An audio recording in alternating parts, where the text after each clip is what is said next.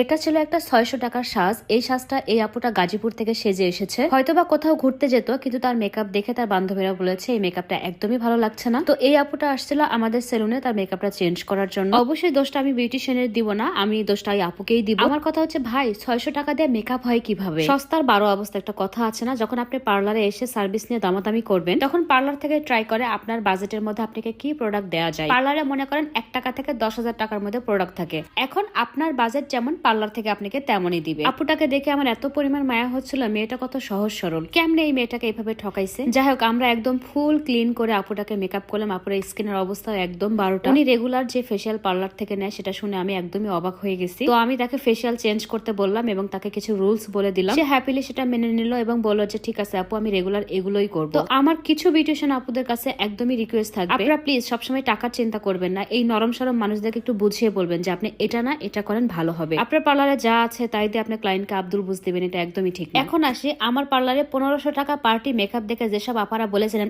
এই মেকআপের দাম 1500 টাকা, কি বলবো আপা, আপনি তো 600 টাকার কাস্টমার, আপনার স্কিন টোন যাই হোক না কেন মেকআপ দিয়ে আপনাকে ফর্সা একদম কুটকুটা বানাই দিতে হবে। কিন্তু আমরা মেকআপ করার সময় একটা জিনিস মাথায় রাখি, তার স্কিন টোনের সাথে কতটুকু ব্রাইট আমার মেকআপ করতে হবে। এবং আমি সব সময় ন্যাচারাল মেকআপ পছন্দ করি। যারা পার্টি মেকআপ করতে আসে তাদেরকে আমি সবসময় ন্যাচারাল মেকআপই দিই, যাতে কোনোভাবেই ভূত না লাগে। আর কিছু আপা আছে এরা পার্লারে মেকআপ মানে ব্রাইডাল মেকআপ মনে করে। এখন পর্যন্ত যতজন আমাদের এখান থেকে মেকআপ নিয়েছে প্রত্যেকেই হ্যাপিলি স্যাটিসফাইড। সো আপনি ক্যামেরার বাইরে থেকে চ্যাক চ্যাক করা বন্ধ করে নিজের কাজে ফোকাস দেন। টাটা।